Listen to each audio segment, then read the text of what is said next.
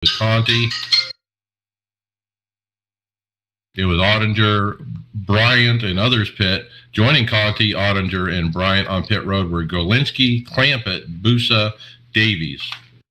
And this was it, right? This is what the rest of the race would really come down to, was the pit strategy, and you know, trying to separate that lead pack, right? We knew that it was going to come down to pit stops to split things up, and the execution was going to be the story.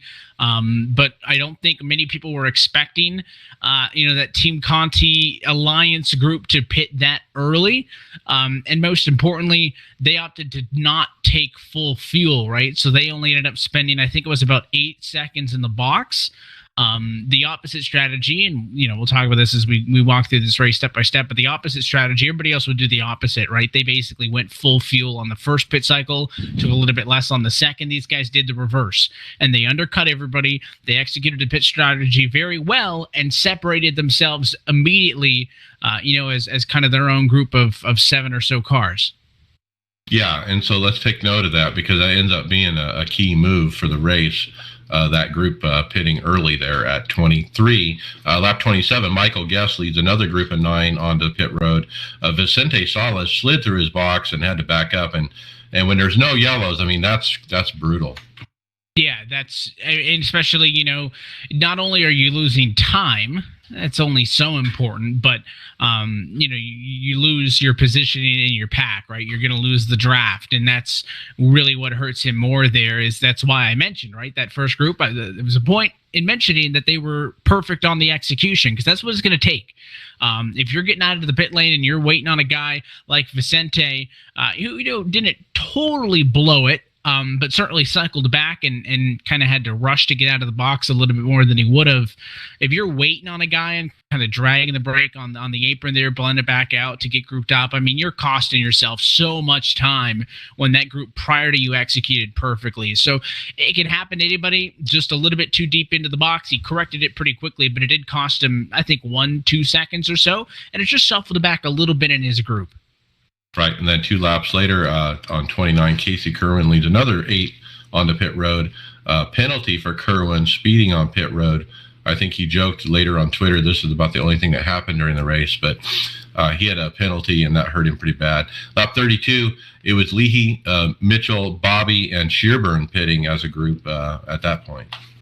Yeah, no shock seeing those guys come in, and that kind of puts a button on your first pit cycle, with the exception of Femi Olat and Steven Wilson, who just seemed to be able to go longer than anybody else, and you know, maybe in a strategy gamble that didn't necessarily work out the best for them. But when we saw that group before Leahy and those guys come down to the pit lane, that kind of put a button on things, right? And that's when we really got to see how well did that, you know, Team Conti Alliance do, right? Because we knew they separated themselves. We were looking at the timer and we're saying, no, you know, they're 36 seconds back of the race leaders or whatever the number was. And we thought that, yeah, they'll probably cycle through to the race lead.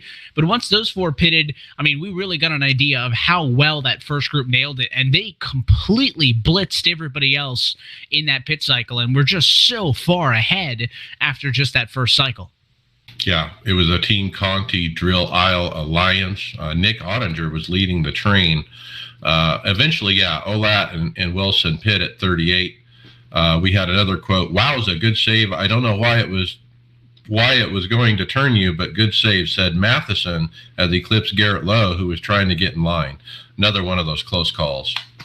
Couple of those, right? And again, that goes to the coordination, right? I mean, you have a group of 7 cars with Conti and Drill Aisle, right? Or 7 or 8, whatever the number was. You would think that if you have 20 cars in line, you're going to be faster than the group of 7, right? But this is something we talked on the broadcast with Blake and Steve about, that it's just harder to wrangle 20 cars, right, versus 7. So you had a lot of moments like that where people really couldn't coordinate that well on how to get in line, and just all those little things started adding up. And fortunately wasn't a yellow. But again, at that point, I mean, those guys were kind of fumbling it and already on the back end, kind of realizing that if this thing was going to run itself out, I mean, they were out of the race in the blink of an eye, and we weren't even halfway home yet. So I'm going to digress a bit. After the first cycle of stops, we're back into a green flag run, so the second one here. And I was looking at the Twitter and trying to get the feel of the fan, And I think Steel Horse Live said it the best. He said the eNASCAR parade is something else. At least the chat is good. And they were having fun in the chat on your YouTube Live with you guys. But having Steve in the booth must be great in those kind of moments when, you know, he can just talk racing forever, can't he? Especially when we have a race that is strategy oriented, right? Like this, right? You know, we were kind of listening in. You mentioned that radio chatter from very early in the race when Ray was sarcastically telling Michael, yeah, there's a car there. I always have that driver radio chat on. So I'm always listening. And then also, you know, we had Brandon Cattell on pit road with us, and we were getting some sound bites as well. And it's awesome to have Steve as an incredible resource to ask him, like, hey, the driver's frustrated, right? I mean, how do you as a crew chief deal with that, right? So you can ask him about the strategical aspects of the race.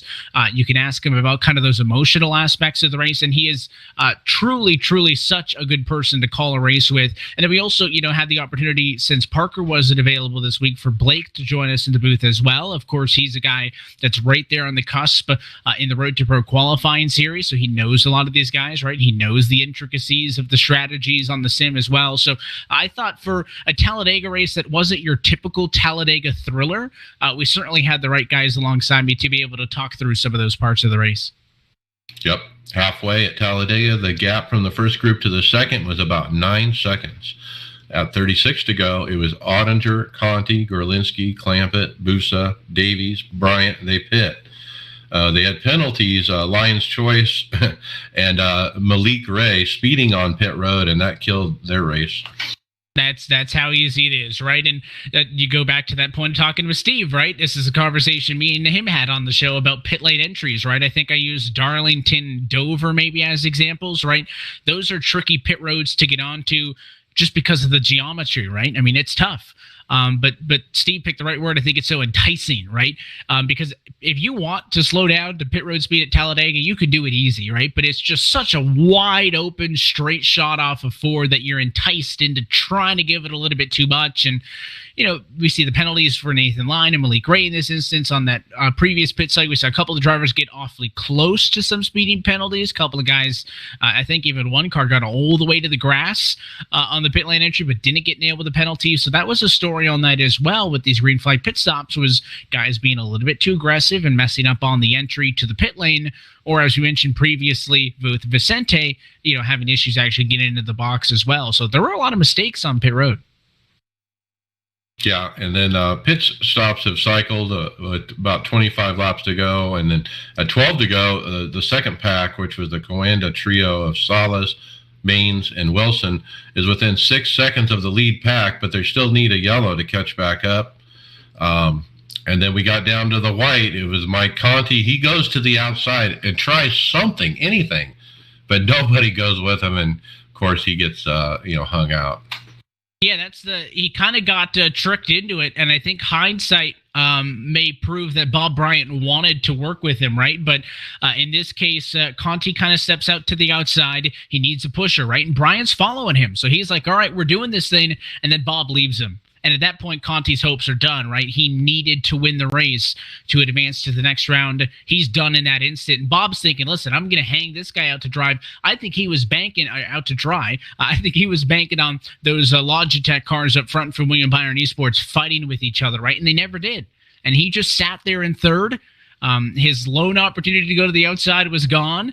And I think at that point, the decision was pretty clear amongst the William Byron cars, right? That, listen, Nick Ottinger can't win this championship.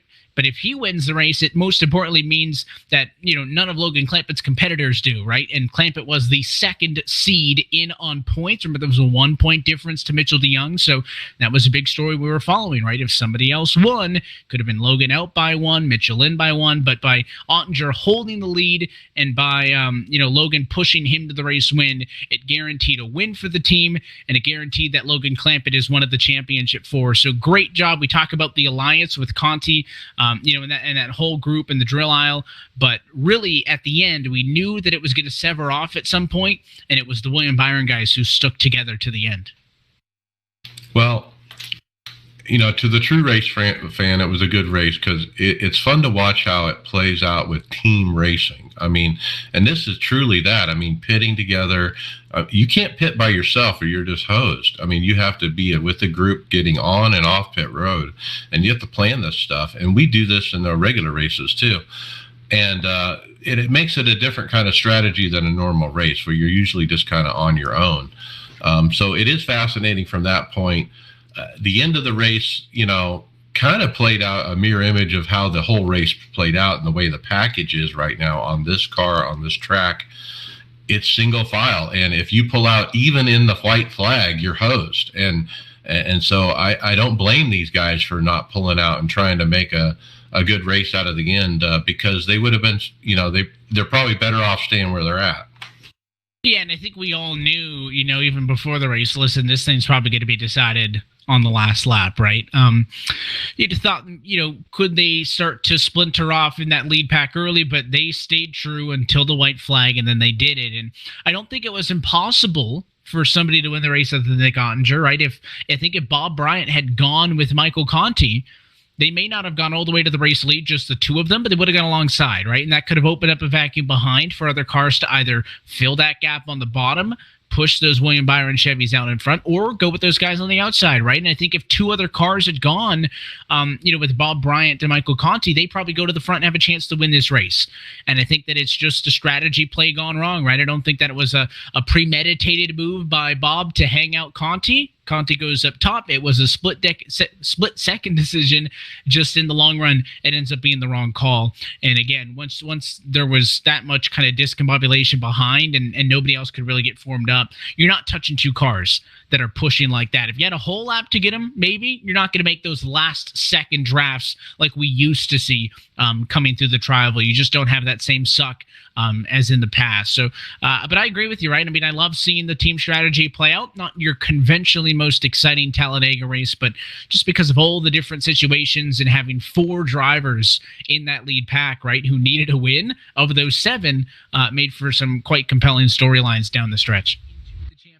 Yep, and so Ottinger wins, Clampett and Mitchell advance. With Nick becomes the 14th different winner in 17 races. And so another neat tweet I saw by Ryan Kish kind of talked about a couple teams and how that played out. And he pointed out that Team Conti Drill Isle had P1, P2, P3, P4, P5, P6, and a P39. But then Dead Zone Racing, P11, 12, 13, 15, 19, 23, 24, 25, 26, 35, 36, 37. Yikes, Dead Zone Racing has had a bad race. Everybody thought they were going to be the ones to watch, right? That was the talk, right? We have these conversations anytime you go to a plate race that, you need a team, right? You need strength in numbers. And to be honest, the talk going into the race was that Dead Zone was going to walk all over everybody. And they just weren't as clean on their execution. They got stuck because they weren't able to get on their own, right? They were in that second pack, but they had about a dozen other cars with them. They could not get away from everybody else, and that's where the benefit for the Team Conti Drill Isle gang came in, is they pitted first, they got away from everybody else, and they were able to work in coordination with each other. And that goes to show you that it's not just the number of cars that makes the difference, it's the strategy. And in this one, Dead Zone just didn't have it. And then in true Jeff Gluck style, Justin Melillo puts up on Twitter a poll: was the Talladega a good race, yes or no? No took it 82%, yes 17%. Yeah, so worse than the Vegas Cup race over the weekend. I mean, like I said, not the most exciting Talladega race. Listen, the drivers will be honest, right? Not a fan of how the package runs. We see these same gripes with the low horsepower, high downforce package, but they just don't like this plate package. There's no beating around it. And I think at the end of the day, we still had compelling storylines, thank goodness, because it was the round of 10 finale.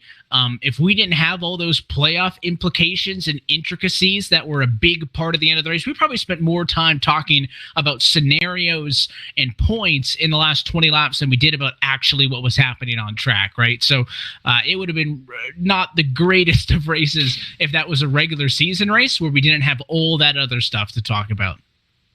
Well, and I'd probably be more mad if we were still running this car, but going into next year, I mean, this is it. I mean, this car, this package on this track, we're never going to see it again. So, so what a send off, kind of goes out on a whimper. I'm kind of disappointed about that, but let's talk points. When I look at the points, we got the top four tied at 3,000. And so tell us what that really means. And then also, Evan, some of the other people that didn't quite make the top four. I mean, right there in fifth, Matt Bussa, man, he's had a great year. Graham Boland, Bob Bryant, Jimmy Mullis, Conti. Yeah, if we don't have the win and you're in this round, Matt Bussa makes it, right? Matt Bussa finished fourth, technically, in the points through the round of 10. But, of course, that race win from Keegan Leahy bumps him up from sixth in the points to an automatic lock, right? So the drivers who advance through are your race winners from this round. So Keegan Leahy advances himself on in courtesy of the race win. Then you'll have the points bubble. We thought it was going to come down to Mitchell and Logan, right? But they both ended up being in. So at the end, it's a 10-point gap back to Matt Bussa. But again, I mean, Bussa, Boland, Bryant, Mullis, Conti, all really had good looks at winning this race, to be honest. Vicente, of course, those issues early took him out of the conversation, but we all reset to 3,000 points, and now we don't care about finishing position and winning you're in, because as we all know, in 2 weeks' time, it is just going to be the highest finisher of those four drivers at Texas will walk away with the 2021 championship and a little bit more than $100,000. Yeah, and I want to point out that three of the four are teammates. Okay, so is there anything in the play because of that, or? I don't. I mean, it's different when you go to a place like Talladega to a place like Texas, right? I don't think there's going to be much out of the ordinary, right? Obviously, you're going to be working on setups together. I don't think they're going to be really splintering from one another. But when you get on the racetrack, I don't think there's going to be much coordination amongst the teams.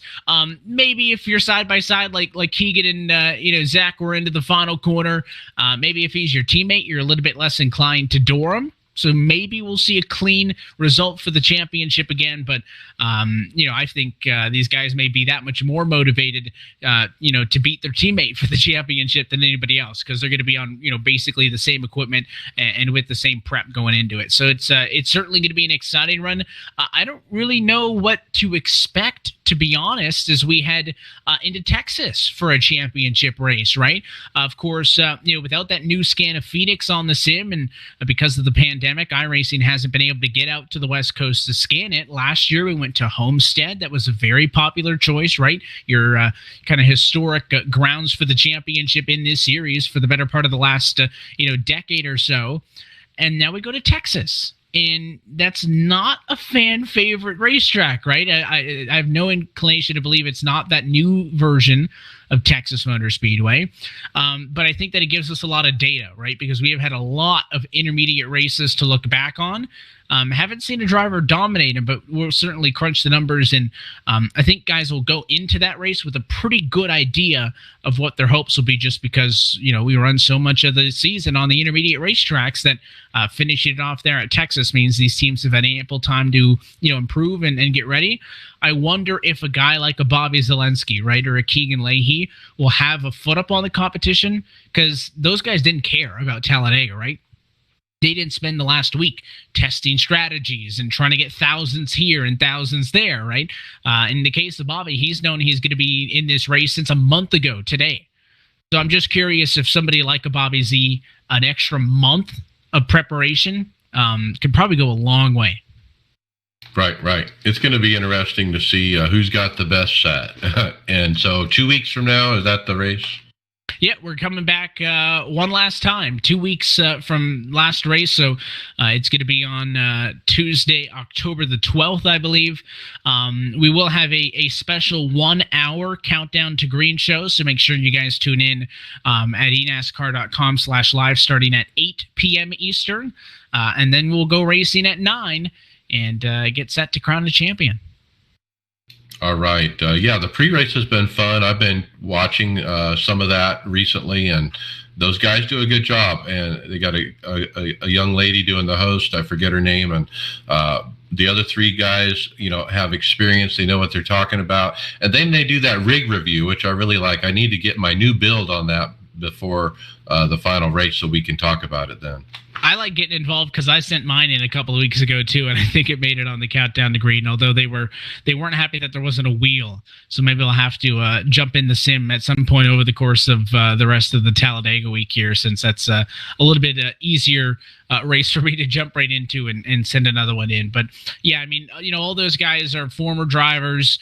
Half of them have been, most of them I think have been running in the qualifier series for Road to Pro this year, and just adds so much insight. So I know that iRacing and everybody's putting a lot of special stuff into that pre-race show, so I'll certainly be tuning in an hour before we actually go racing, and then of course I think it'll be myself, Stephen Parker, for the championship race. 167 laps at Texas. It'll be fun to see. There's a lot of fun storylines, right? Guys like Zelensky and Leahy, who have been oh so close before, looking to kind of break through and get it done. That's right. So it's been a great year, and so happy that you've been with us throughout it, Evan, and looking forward to the final race, and we'll talk to you then. I appreciate you guys having me as always. Hope you guys enjoy tuning in, and I'll be back to talk all about it when it's all settled.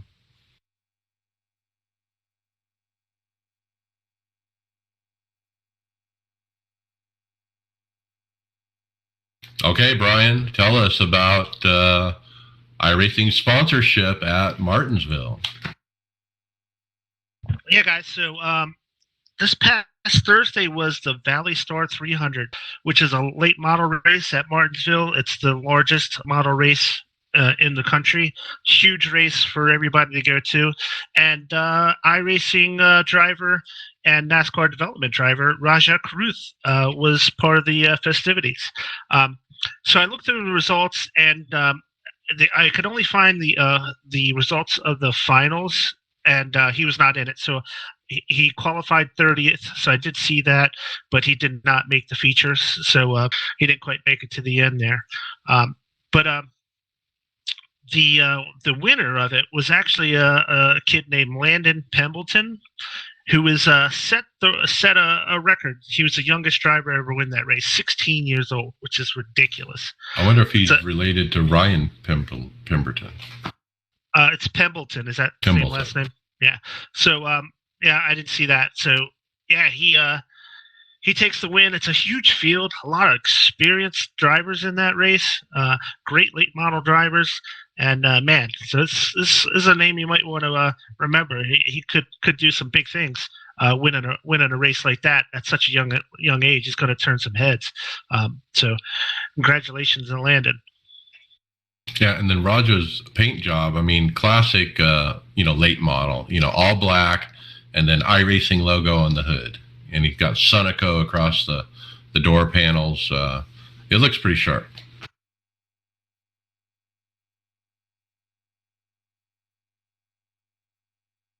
Okay, let's try to keep the Mount Washington going week after week. Greg, tell us about Mount Washington.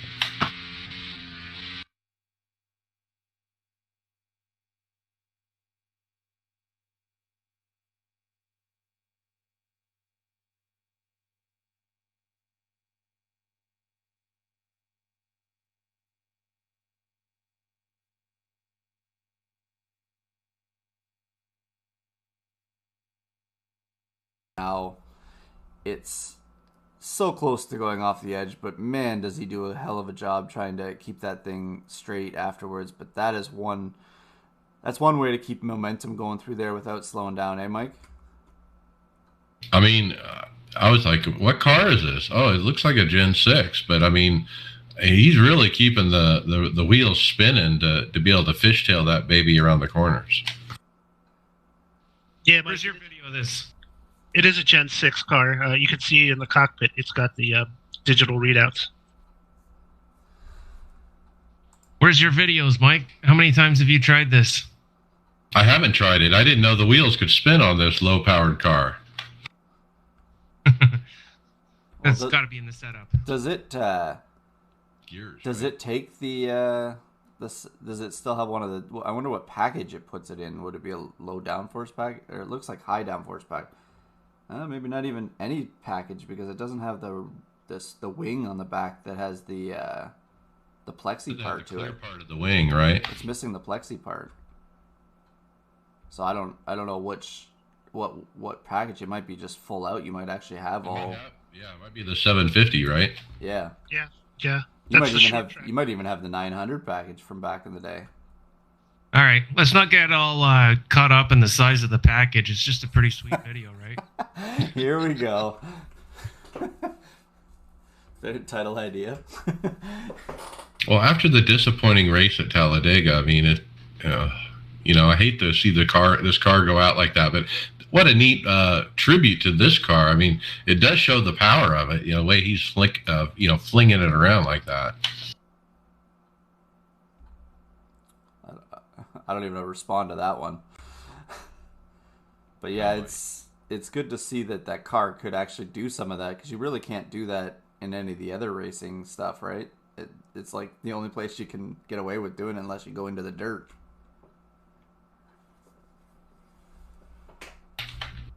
Well, wasn't this car designed with a lot of road course racing in mind? No, this is the current Cup car, not the new one. Oh, well. Gen going 6. Way too fast. Gen 6. That's what I was saying. If there's He's another got some car, trick gears or something. Yeah, if there's another car on the track, then it would just die right out. All right, let's keep moving. Kyle, how about rallycross? So it's like iRacing here posted on Twitter. The iRacing RX World Championship presented by Yokohama Mac. I can't even pronounce that. It's all too jumbled for me. Kicked off with a bang at Daytona. Check out the highlights here and watch. Sure to be one of the closest finishes of the season. We're back in action from Atlanta on Wednesday at 4 p.m. Eastern. Neat little 30-second video here. Just a recap of the Daytona race, the RX race, I say. I mean, I'm not the biggest rallycross fan, but it's pretty neat to watch. I got a little kick out of it for a few seconds there. Mike, can you tell in this video, are those cars black or are they dirt colored? Like, the amount of dirt that's on those cars in that video is crazy. I think it's like a gray color. It's really hard to try. I tried to. It could be like a metallic gray or something like that. I don't know, but it looks black in one of the colors. But yeah, it's very dirty. I wonder if the dirt's like really wet and so it sticks more than usual. It gave a really cool effect to the cars, though. Yeah, I see what you're talking about. Like the whole front end is just like completely covered. You can't see the paint even. Now I missed this race, but I mean, this series was always fun to watch, but basically it used to always be about the whole shot after the beginning. If you can get a clean lap and going is basically what was going to happen. There wasn't going to be much passing unless somebody screwed up. Or in this case, I think it was the Joker lap that won him the race, the timing of when you do the Joker. Some people do it on the first lap. Some people wait to the last lap. If I recall, I think it was a guy waited to the last lap and then won it. But I had this on in the background while I was working, and I couldn't really hear it, but I was kind of watching it. And it's kind of fun just to have on your phone watching, because especially on the starts, because they have heat races, and so there's a lot of different starts. And there's heats, and there's last chance qualifier and all that. So the starts are always really fun to watch. Yeah, Mike, you stole a little of my thunder. What I was going to say about this was that I thought it was really interesting that the one car saved his Joker to the very last lap. So as they're driving through the last lap, you don't know how, he's going to make up some time, but is he going to make up enough time to catch the leader? How's it going to work out in the end? And it was really exciting to see how that played out. And when you have that dynamic of two different laps, basically two different tracks on the last lap, it really, really makes it interesting to see how it's going to play out. Daytona was the first track, right, that they introduced with IRX, I believe, wasn't it? Yeah. So this is probably the most run-on dirt track in it. Yeah, that's the one they started it all with when they first put the car out. I really love these cars though. Like they are fun to drive. I just wish I wish there would be more to the series and it was a little bit more easier to get the grips on and have good field racing. But it doesn't have the attraction anymore.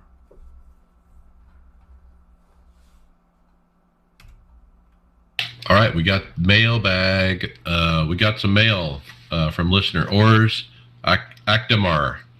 Hey boys, it's me Ors from Down Under here again, and it's kind of a random, a bunch of random stuff he's talked about here. I'm going to go through some of it. First, he said, "Hey, we should have a Discord." Actually, we do have a Discord for iRacers Lounge. We are in it right now. We're in it right now, actually doing video. For the YouTube stream that Greg produces. YouTube, Facebook, and Twitter or Twitch. Some of the team are in there, monitoring that. We just don't get any listeners in there. So yeah, the listeners are invited. So come join us. The next one was, I'm literally frothing at the mouth with the Mercedes W12 news. I have a few immediate questions. As you guys discussed, yes, the mandatory tire change of compound during a race should be implemented.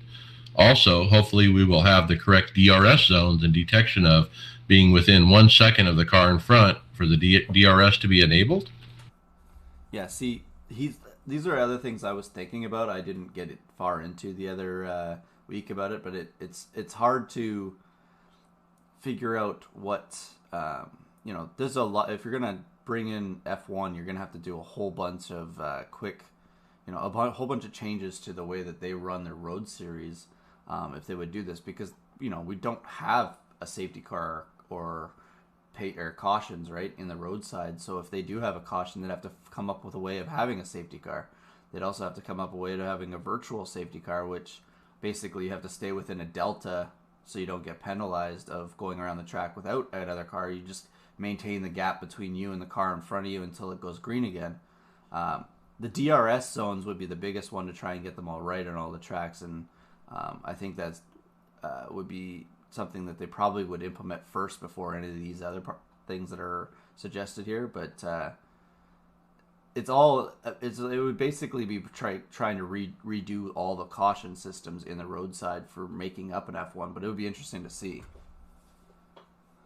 Yeah, Ors said this about the safety car. He said, another key thing with Formula One is safety cars and virtual safety cars. I'm going that iRacing does this whole F1 thing properly and best they possibly can and give us those safety cars also.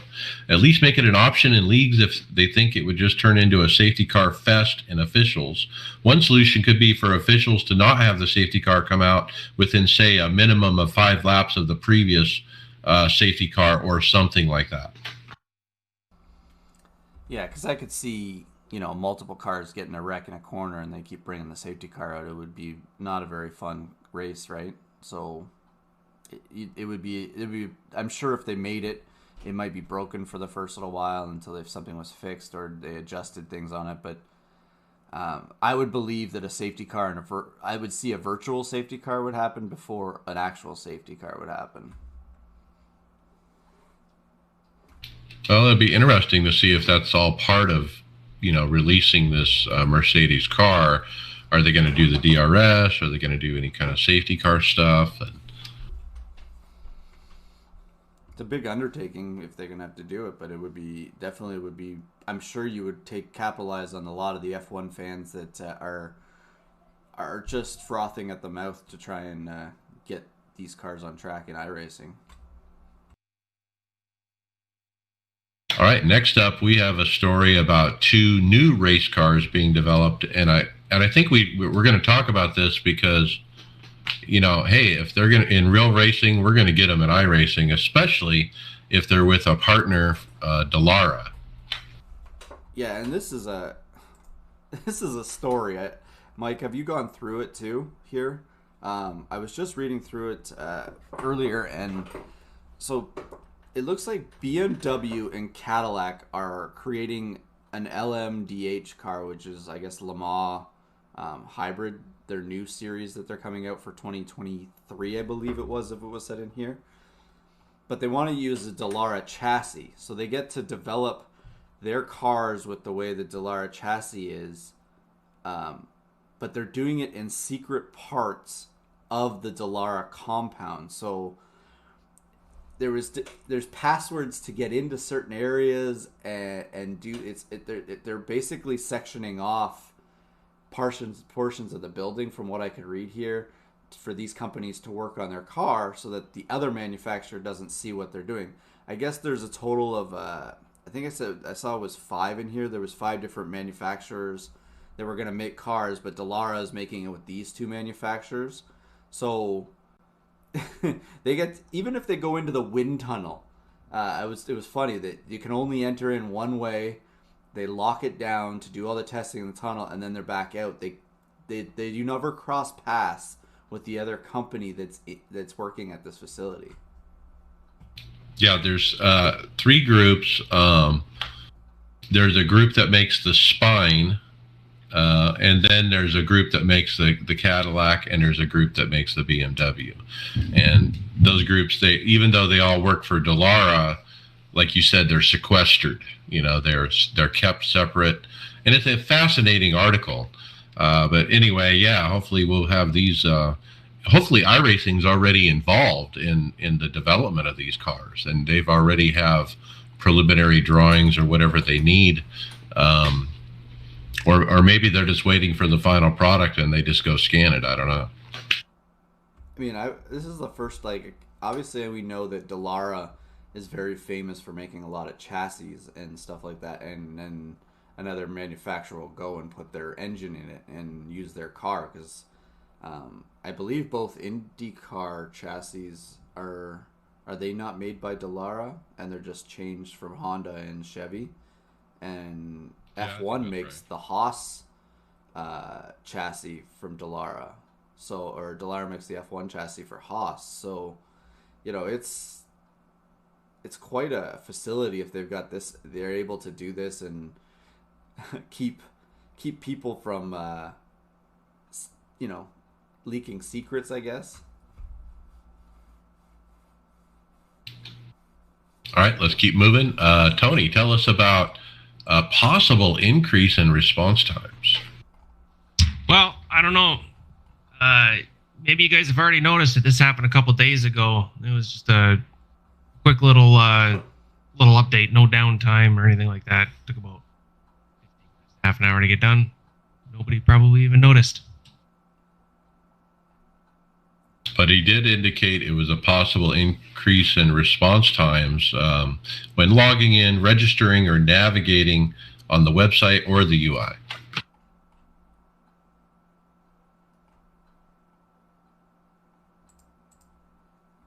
I don't know if I've noticed. Have you guys noticed anything? Or are you talking about response times for what? It's how fast it loads.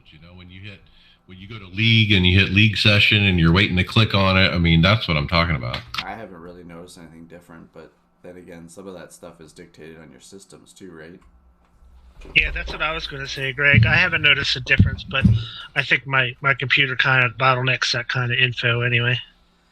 The biggest problem, I think, Mike, you've had problems with signal or ping issues for getting netcode in races and stuff like that, but none of this stuff to make this website any faster seems to be affecting anything for me, because I have ping problems as well. So we talked about some new cars that maybe we will get. Kyle, we got the 2022 NASCAR schedules for truck and Xfinity, so that kind of indicates we might get some tracks. Yeah. Looking at the schedule for the truck series here, actually, I don't see too many changes to it as far as what the trucks are getting. I think, did they run Coda last year in trucks? Did they? I don't remember if they won or not, but that's definitely a change, I think, if anything. Yeah. But other than that, they did add Lucas Oil to it for playoffs. Mid-Ohio's been added. Oh, did they add Mid-Ohio? And did they race Nashville? when the Cup were there, or was it just the Cup that raced Nashville? That I'm not 100% I on. don't remember either. There's been so many changes over the last couple of years. It all kind of blends together now. Then what about Xfinity? Xfinity here. Let me pull it up. While we're waiting, looks like Camping World Truck Series is going to have 2 separate dirt races, Bristol and Knoxville. Which they did this year, and the Knoxville race wasn't that great from entertainment-wise, and that was a big discussion point if they were going to go back. Portland. Yeah. That's the one. So Portland is one that we don't have in the service, but Xfinity is going to Portland. Which I'm excited for, because that's a fun track for the Indy cars. Because that, if they add that, so obviously now you got Xfinity there. You can add it to the Indy car schedule as well if they scan it and put it in iRacing. So looking at the Xfinity though, it looks like they because they didn't race Coda there as well this year. So they'll be running Coda as well. So all 3 series looks like they'll be at Coda this year, which would be nice. That was actually a fun race to watch, other than the rain. But I'm really not seeing too many changes to the schedule. So that's Portland and Coda, really. There might be some dates changed. They'll be back at the launch pad at the Indy road course. Yeah. The launch pad. All right. Force Dynamics, Dallara World Championship Round 2. Yeah, guys. So we're kind of covering this like a week behind. The World Championship race runs like right as we're starting our recording here. So last week was round 2, and that was at Spa and was won by Michael Costantini. Sorry about that. I practiced it before I came on. I still butchered it. So Michelle Costantini takes round 2 at Spa. So if you weren't aware, and I wasn't, but Michelle is actually considered the best open wheel racer in the service. Last week he had a terrible finish and wound up finishing 16th in round 1 at Watkins Glen. So he bounced back this week to take the win, which moved him up in the 4th place in the standings. Last week winners, the first week winner was Martin van Luzenoord. He actually still stays in the top spot in the championship points. So the race that is wrapping up a little while ago, we'll cover that again next week. That's going to be at the track in Brazil, and we'll see how that goes, and we'll keep you up to date. So, I was looking at these cars as you were talking, and I think I'm getting used to seeing a halo, with the IndyCar and F1. I think it's finally wearing on me, and now I see these, and where's the halo, I guess that's not something they needed to design since it's virtual car only. All right, let's get into calendar of events. This section, Greg, we got the Ben-Q Mobius Cup of Nations presented by VCO.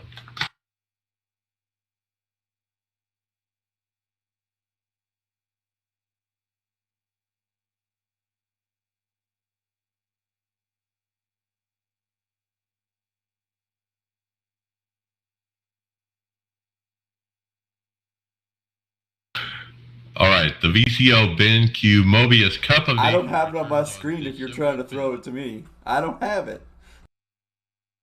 Oh, it's at the bottom of the green section.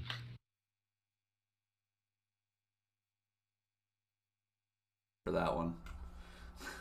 Didn't you run this Cup of Nations last year, Greg? Yeah, sorry about that, guys. And this is great podcasting. Hopefully David works us around this. But I ran this, last year with the for Team Canada, and didn't do too bad.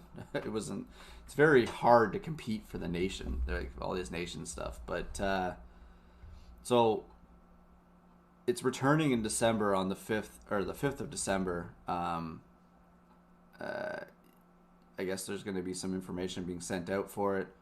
I guess it's the 4th and 5th of December. But this was always a cool event because they randomized it, but then there was some controversy last year, if I remember correctly. They randomized the tracks, but then started telling people beforehand which tracks and car combos were going to go together and let them practice on it, which made it not randomized, kind of. I thought they were going to just throw us in, and then it's like, okay, go. So the Twitter that they put up, there's a video, and below the video, if you click, it's a Google Doc link, and that's where you can put in your name and email address that you're interested in running. It looks like they're just collecting your name at this point and information, and then they'll contact you. Yeah, so the event's still 2 months away, guys, but this is really just a reminder to get registered, telling you how to register. If you go to the Twitter page for VCO Esports, you can follow the links there to get signed up for that. I wonder if I should register again this year. Why not? You're not going to have anything to do December. This is true, and there's usually very low count in the Canadian side. Do it. Okay, keep moving. We got the iRacing Presents 2021 Crandon Championship. Yeah, so this is actually a special event held by iRacing, akin to like the 24-hour races and the big events like this. But this one's for the Pro 4 trucks, and it is at Crandon. So this event's going to be held between October 11th to the 17th. So Crandon is a really cool track. I actually went over teammate Tyler's house and did this track on his rig, because I don't have this track in my system, and it was a lot of fun. So I highly recommend this race if you like those pro trucks. So Monday through Friday at the time slots at 9 p.m. Eastern time for the super sessions on Saturday. So the time slots for Saturday the 1st is at 1 p.m. and 9 p.m. for the time slots for the super sessions. The license level is a D 4.0 dirt road, and yeah, hop on it. It's a great track. I might even get it. I had so much fun on it when I was at his house trying it out. So check it out. Let me get this correct. You have $10,000 to $20,000 in your rig, and you're not going to spend the $9 to $14 on this track to test it at your own house on your motion rig? You went to someone else's house? I was there to work on the script a couple of weeks ago when I was having trouble with my computer, and just happened to try it while I was there. So I encourage everybody to participate in this event. Why? Because I don't see a lot of people doing it, and your chances of making it to the main event are probably pretty good, and especially if you have a good run. And so dirt racing, it's all about that launch and getting a good start and, man, making that first corner. And, boy, if you do that and just be able to bring it home from there, why not? This is the one where they all line up in a row, right, when they take off. They used to have that land rush start, but it was taken out, and it hasn't been put back in from what I understand. Oh, I see. But yeah, this was originally that land rush start where everyone lines up in a row, and kind of like the start of a motocross event. But I guess they were having issues with it, and it was never returned. All right, and then finally, the Tony, the Petit Le Mans starts tomorrow. Yeah, and iRacing Vehicle Production Associates Christian and Tanner want people to come and hang in their live stream and get some setup tips. That was posted on the Twitter.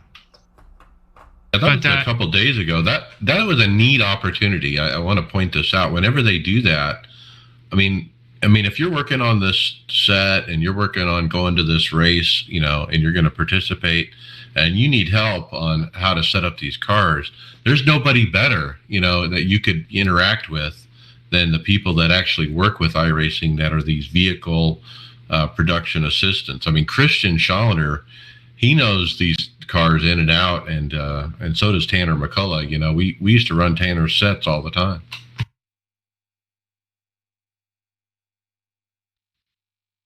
So the festivities kick off tomorrow, and it looks like they've got 4 start times, 1 tomorrow and 3 on Saturday in that silly, funny time zone.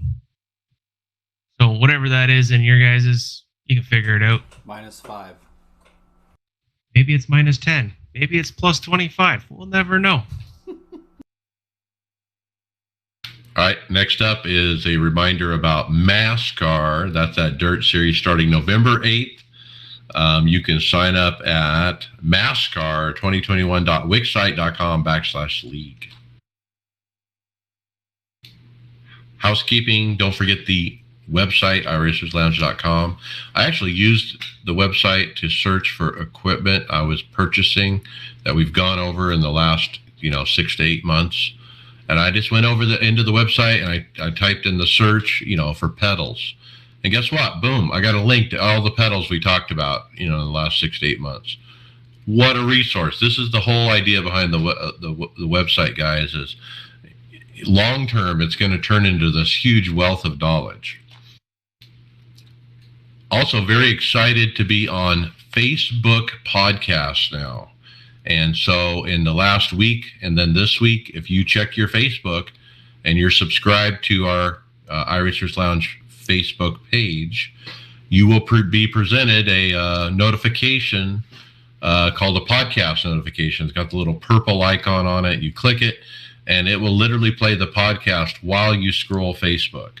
I'm hoping this will drive our numbers and we get some more listeners this way. But it is a neat opportunity because not all the podcasts have made it to Facebook podcasts, but ours did somehow. And if you're at the website too, you can, if you're interested in something we are talking about and wanted to see what we're showing on the screen, you can go to the actual podcast and review it on the page as well for the video portion of it. Yep. We're also at the Performance Motorsports Network, NASCAR Fantasy. Well, how about this? I have slowly chipped away at Res Dog's lead. I am now within 20 points of grabbing that first spot. And we still have some races left. Talladega, well, let's roll the dice. But after Talladega, it's business time. It's time to wrap this up and get this done. But he's fighting good. But those last 2 races, I've been able to kind of slowly chip away at him. And now we're in striking distance. Now this is where I like to be, right at about this time. Tony, you've had pretty impressive season, man. Because you haven't been in that top spot all year. You've been slowly working your way up and up. Every week it seems like you're climbing up through the ranks. Now you're neck and neck now with the leader. So congratulations to you so far, and good luck to you the rest of the season. But it's been pretty impressive how you've worked your way up through the season there. I was looking at the results for Vegas specifically. They should be on there, Mike. And, Trick Dickel got first on the week. Talladega. Second. Or no, sorry, it is Vegas, wasn't it? I'm ahead a week.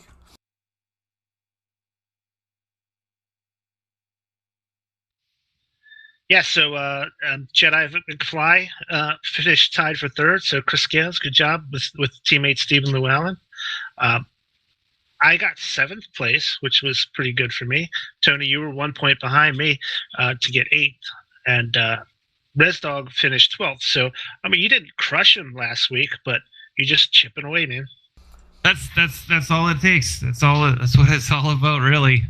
Especially at this point in time. I've been in this situation before, actually with none other than Mr. Scales, and it came down to like the last race, and I believe there was about a 20-point difference in that last race, and I was able to, take him down. And that's when he had to drive the pink car with my mug on it.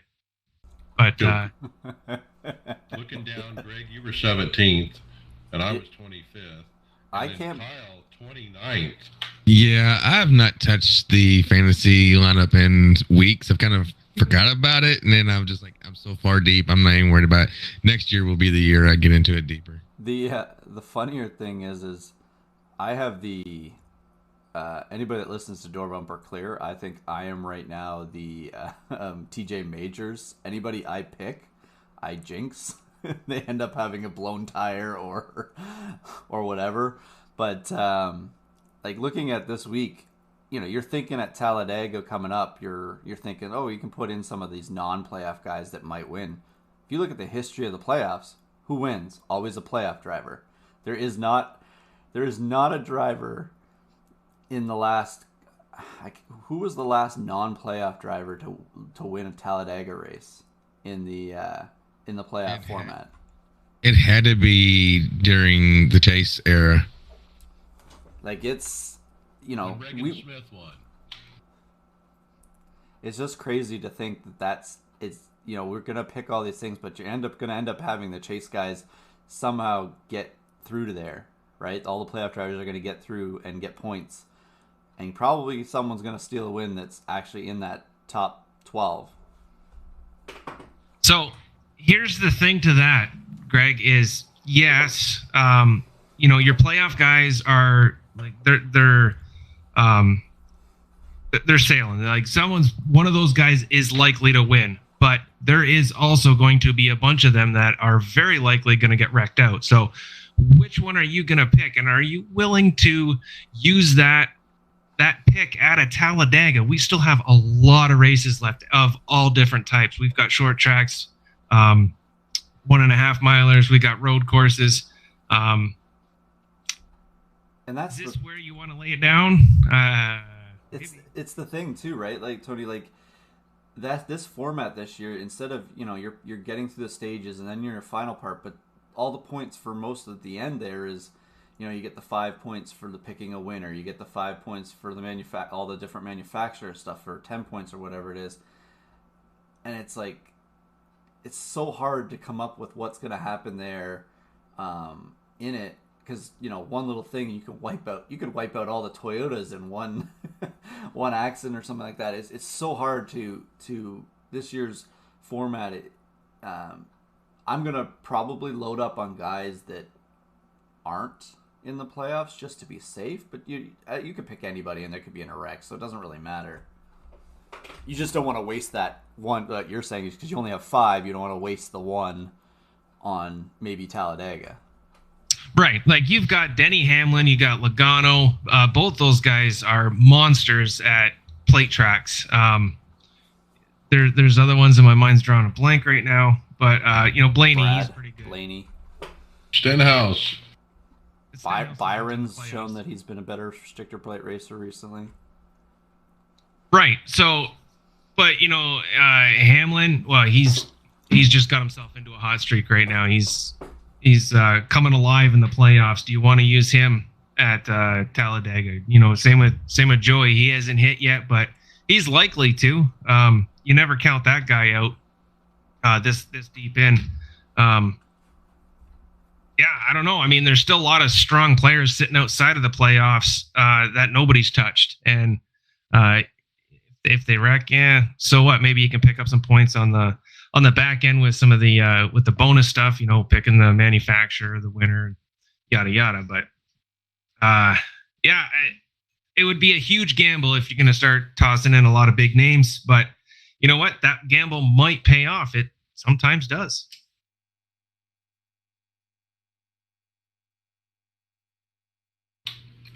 Hardware, software. Well, we're going to talk about my new cockpit build.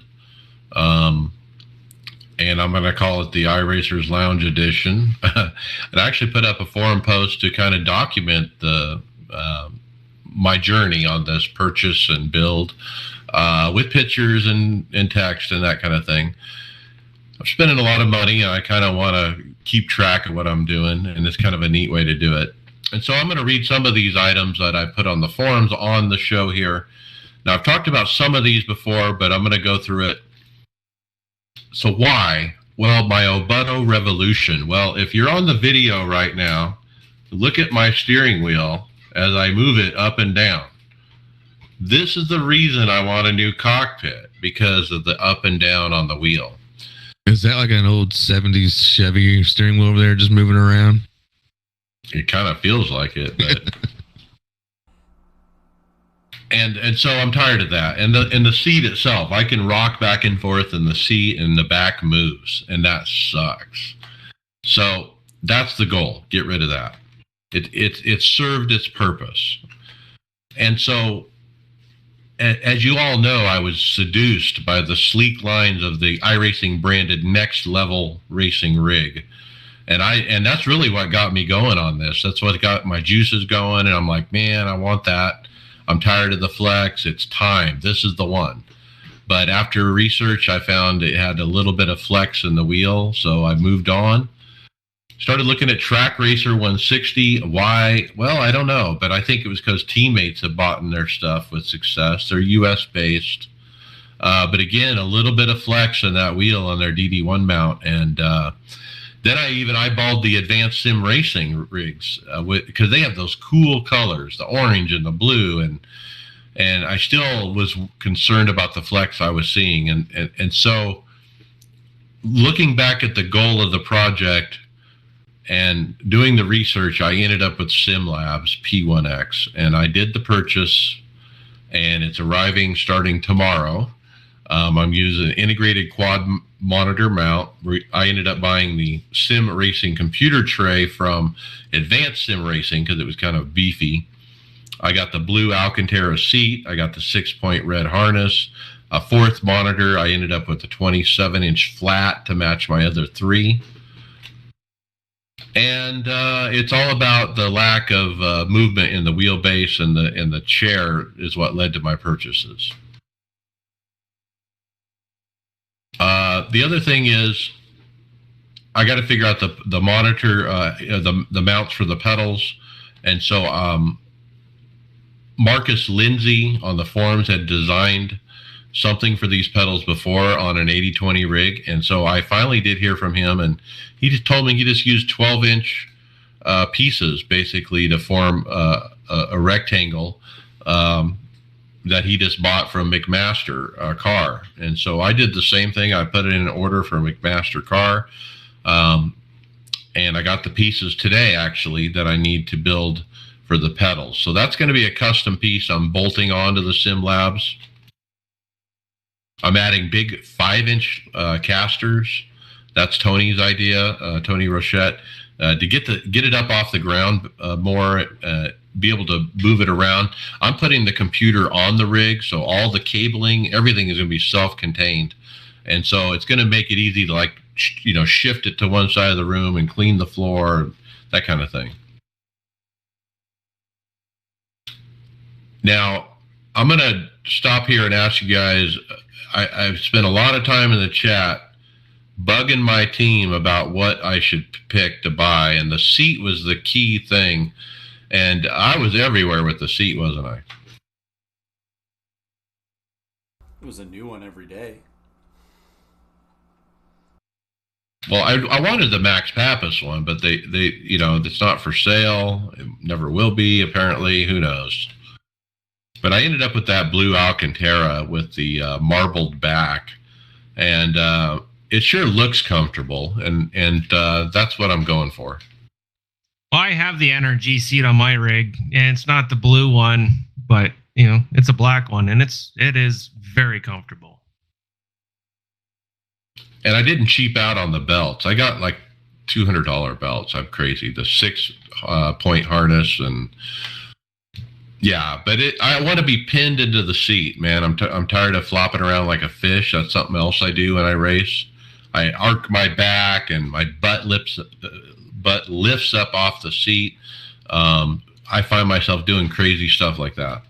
Tony needs to get that one on record. It's going on record. What else? So the other thing I did was I got some pieces today. I got the McMaster order, and I realized that the corner blocks, or they're little corner gussets, I guess they're called, and you're supposed to pop off the tabs that fit into the little channel tray when you hook them, a perpendicular to one where it doesn't fit into the channel.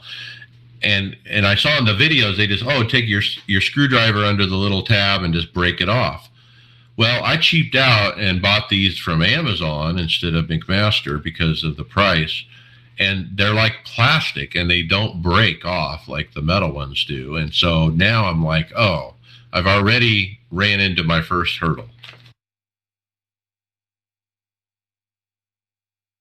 So I'm either going to grind those off, or I'm going to I'll swap them out with the ones that come with the Sim Labs or something like that to complete that part of the project. But it's fun. It's exciting. I got pieces arriving. I got the 27-inch monitor today.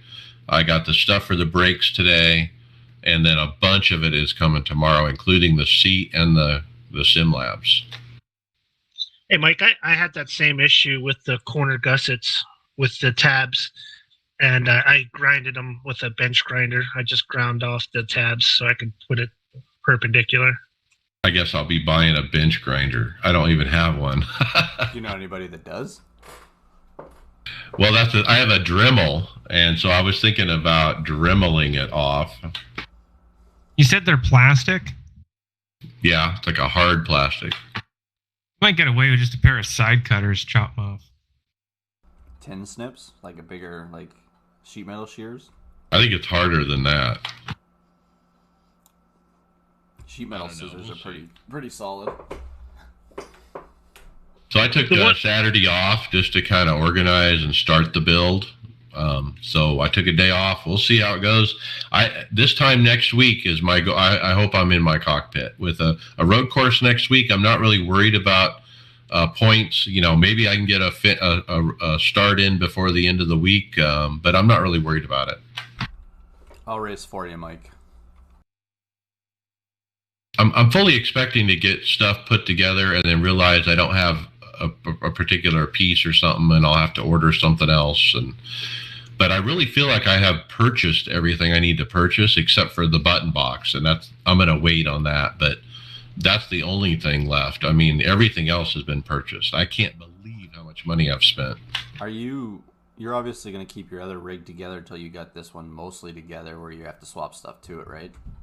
Yeah, we'll keep it together as long as possible because I still need to use the computer on a daily basis for the show. And so, at some point I'll swap it over. That also led me to think about what am I going to do with the Obuto Revolution with triple monitor mount and seat.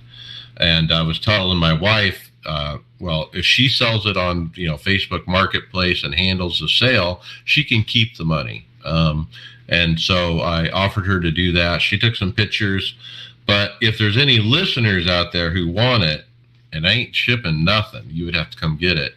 Let me know, and we'll put you in touch with my wife. Mike's in Arizona, by the way. Scales will come down for that, won't he? I offered it to Scales for free. Now he hasn't taken me up on that, but I was like, road trip, Chris, come on, road trip. Well, if you hold it till Phoenix next year, Mike, we're all gonna come and go to the championship race next year at your house, right? I don't have the storage for it. It's got to go. I was gonna say, if you hold it till January, I'll come get it when I'm in Vegas. If Chris is Honda Overlords, you see the flex, right? You don't want this flex. I don't know. I feel bad if I give it to a listener. I really do. I want to sell it to a stranger. I was just gonna take it for scrap.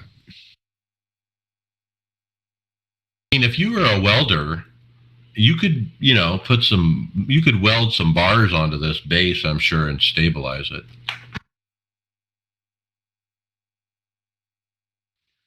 So does this mean that Mike gets made fun of for spending money now instead of me? Oh no, you're still the original. Well, I want to say another point. So Bobby Jonas has been great. I mean, I've been hitting him up directly with stupid questions about the build. and he's been really good about entertaining my questions. So thank you, Bobby, and and getting me started on the project. But working with Bobby, I had a budget. We had what each piece was priced, and we had a list. And man, I'm over budget. I can't believe how over budget I am, because I didn't consider the pieces for the brake initially. I don't know why I didn't think about that, but that was a lot more than I thought it would be. I don't know. I just didn't consider, shipping, and I didn't consider tax, and I didn't consider. In fact, today when I got an email from UPS said I need to pay them $54 in import fees. What part imported? Something from SimLabs. I was surprised by that, because when I bought the stuff from Grid Engineering, there really was no information about anything about shipping. I just assumed it was included in the price I paid, but yeah, I had to pay UPS $54, or they weren't going to give me my boxes, I guess. Could be a lot worse. UPS is good for jacking you up at the door with that. Could be a lot worse though. $54 isn't bad for what you got. That tax that goes to Canada, because I'm buying from Canada. I guess it would be duty back and forth, would it not? I know we get hammered coming across. But the budget, I think initially I showed you guys a number. It was like like $2,900 was what it was I had spent, and now I'm at 33 maybe. Mike, you saying over budget isn't anything surprising with any project. People fix cars up for and they go for a budget, and then it always goes over. Anything you set out to think it's going to cost, there's always more to it. Things you just don't think of. Seat order alone was $600 something. So I mean, the seat, and then the slider, and then the belts, the $200 belts. Yeah.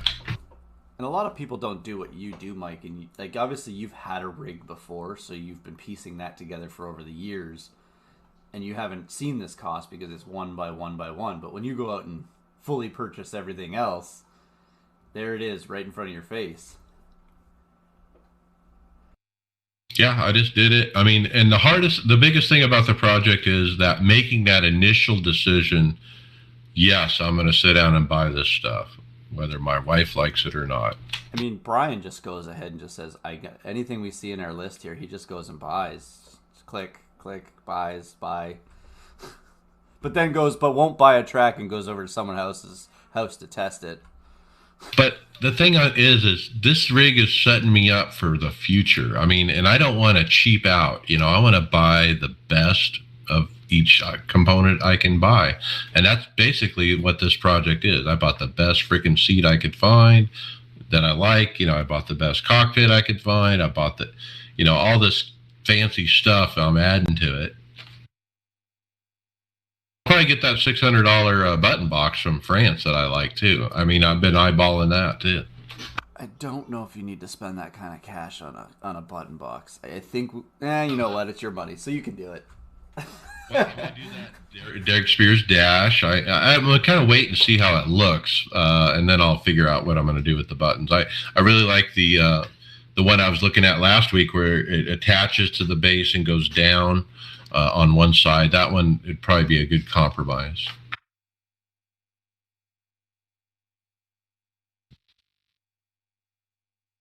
All right, let's move on to regular hardware news. Kyle.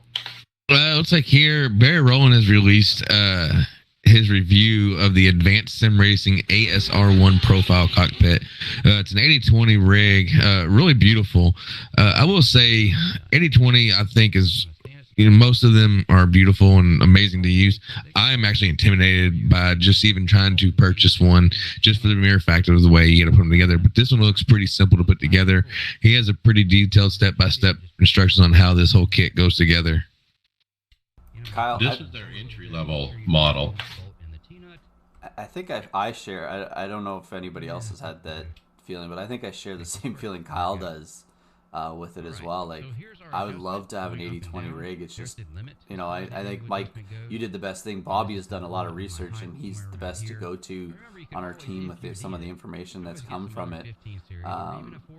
And, you know, he's been helping you out. That's where I just don't even know where to start some of the times unless you buy, you know, once you've started purchasing some of this stuff.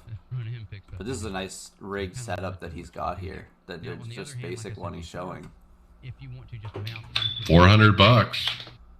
And see, I would have loved to have gotten something like this when I bought mine, but I went to the next level because it's an easy kit that, you know, it's so self-explanatory, and, you know, it's a one of a kind of its own. It's not like you can make different variations of this rig, where this one here, the 80-20, there's so many variations. It, like I said, it's just intimidating to me. Yeah, I can understand that, but man, once you get the hang of it, it's pretty simple, pretty straightforward. And I mean, I've added like a bunch of different, like, just oddball things that I wanted to add to my rig, and it's always so easy to do with 80-20 to attach stuff to it. To me, it's by far the most adaptable, most customizable type of system you can get from what we've seen. So this particular one, Advanced Sim Racing ASR 1, the difference between this and the ASR 6, which is their flagship one, that's the one I was considering, is the base. You know, this one's just a single piece of 40-40. The base on the bigger ones are like 40 by 160. You know, they have 4 layers deep. And it just makes it that much more sturdier. The connectors on the uprights for the wheelbase down to the bottom are just simple, you know, corner gussets on this build because it's an economy build. But like if you move to the ASR 6, they have a big old plate as well, and there's all this extra stability as you spend more money on these rigs. So there's so many different variations. You can get a cheaper one, but it's still good. And so earlier today, I actually watched part 2 of this video series that Barry did. I haven't posted it on the script yet, but in part 2, he actually tests this rig, and I was actually fairly surprised by the lack of movement in the wheel with just the corner gussets on the uprights. It actually does very, very well considering. It almost makes me feel like maybe I overpaid, you know, with my $1,000 sim lab compared to this $400 one. Yeah, and that's how Barry does these reviews. He does like 2 parts. Part 1 is just the build of the actual profile system, and then part 2 he adds all the components and tests it out. I haven't seen part 2, but I was thinking about that, Mike, before you had mentioned it. You know, to see how this holds up once he gets all the components on there. How solid is it? You know, what kind of wheel? Do you know what wheel he used on it? Was it a semi-cube, and yeah, okay. And he was surprised actually how well it did considering. Yeah, and that's a cool thing about these 80-20 rigs is you don't have to get the highest end to get a solid product. You know, you know, assuming that the aluminum profile is of decent quality and not real cheap quality, it's still pretty solid, even if it's not super beefy like the one you got. I spent a lot of time on Boosted Media's channel, his YouTube channel, Will over there, and he's touched all these, and he's gotten on the wheel and he's cranked it hard with moving it around. And I'm telling you, there's not a lot of difference between these rigs. I mean, it's very minute, the amount of movement, but the Sim Labs, in my opinion, has the least out of all of them. And I've seen them, and you can just see it visually. But again, it's not much. I mean, to most people, they might not even tell, but you know, I'm trying to get it where it's perfect. And you know, Sim Labs is the tried and true, so that's why I picked it. Yeah, and one more thing to consider on that is, you know, these reviews are put together and used within a short period of time. You know, do the systems like this that are not as beefy, how long do they hold up strength-wise over a longer period of time with repetitive use? Right. Do the screws back out or something? Right. always get what we I want. love Advanced Sim Racing because of their colors too. Because if you buy their ASR6, man, they have those cool colors. Nothing different. I was very tempted by them. I almost bought it. I almost did. And you might find that they hang a little bit on the tabs that are hanging. How about this one, Brian? The Pimax 8K. Yeah, so this is from Carl Gosling. He posted on his YouTube channel a video review of the Pimax XKX virtual reality headset. So if you're not aware, Pimax is like the leader by miles in VR as far as field of view. It's not even close. You know, their field of view when you have these on is way better than anything you get in any other mask. So if field of view is the king for what you want, you know, you might want to look at this Pimax 8KX. The drawbacks are they haven't perfected the peripheral vision of those wide field of view as far as clarity. The vision, as you get away from the center of your view, becomes more and more distorted the further away from the center of your view you get. So that is a drawback of one of these Pimax units, and this 8KX also has that. A couple other issues that he had mentioned was now his face allowed a lot of light bleeding into the unit, so a lot of light was escaping into it, and that for me is a killer as far as immersion. Now that can be, you know, head shape is very subjective. One person's facial design is not exactly the same as everybody else's, so it could have been an issue like that. So that's one thing to consider. The other thing that he mentioned that was really a tough hurdle to overcome is he saws that if you use this thing at full resolution in order to get the native resolution out of it, you know, the full hertz for the refresh and all that stuff, he says you have to, and not recommends, you have to have a 3090 card to get the full resolution. There's no other, it will not get full resolution, full native resolution on anything less than a 3090 card. So you got to have a beefy system to run this at its high end. And then price wise, you're talking about $1,300 for one of these units. That's without base stations. If you don't have base stations already, you know, for the cameras to face to you. So you're probably pushing $2,000 for a complete unit if you need those base stations.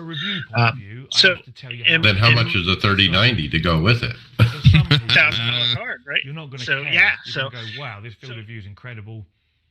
All right, it's a bit blurry. Exactly. So and then he said even when you do have it set up as best you can, the clarity in the center part of the screen that it's best is still a little bit below the HP Reverb G2 and the and some of the other better systems.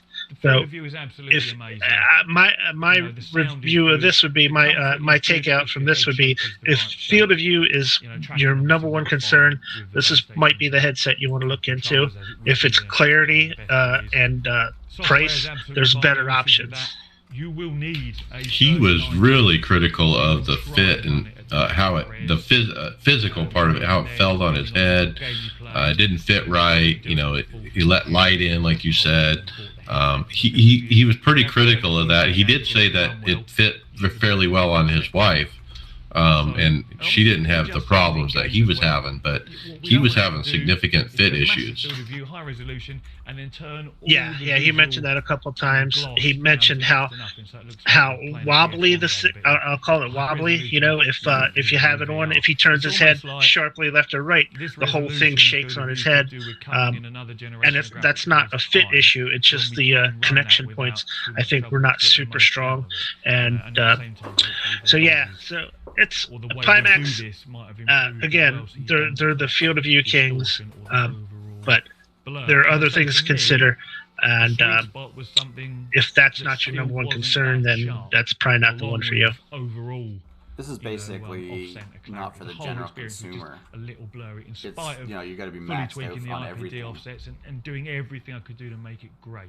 But that's, Yeah, and the blurring that's really on the my peripheral review vision of the is irregardless of your system too. So a high-end system does not clean that up. It's just the nature of stretching that screen to such those wide extremes. With a discounted link, use the code KG20. You know, it makes me think, like, if you want one, would there be a way for, like iRacing can render 5760 by 1080, which is triples. So why can't we just render a certain resolution for this particular ISA? But if you want it and you've got the budget, just because the hardware doesn't allow it to do it, it's just that something it's certainly good fun to play around with. Compared to and everything then you else. go back to the others, you're like, why can't we have? That would be my guess. Is that that would just be such a consumption of your video card that it can't perform that way. But yes. Anyway, enough of my waffle. I look forward to hearing other people's comments in the comments and experiences. Let's move on. P1 Sim a Rouge wheel. And fairly as I can be. Yeah, so Sim Solutions Design posted on their Instagram page a picture of their Rouge wheel, which is like an F1 style rim. It's basically it's a pretty nice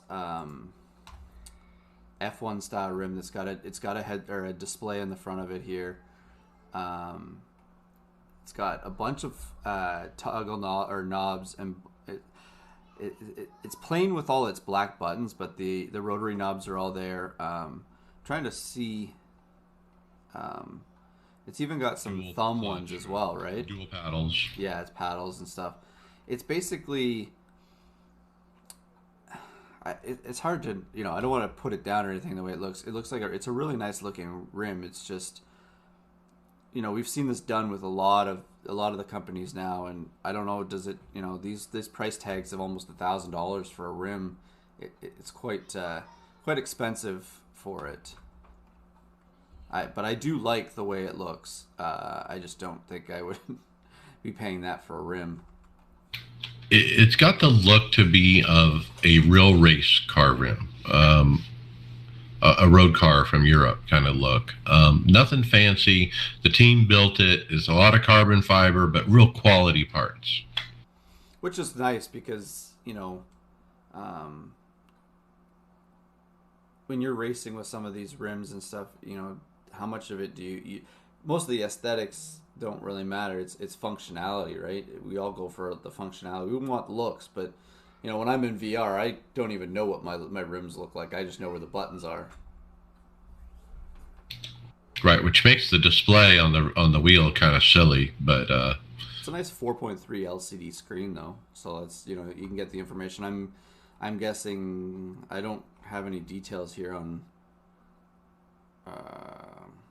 what program runs in it.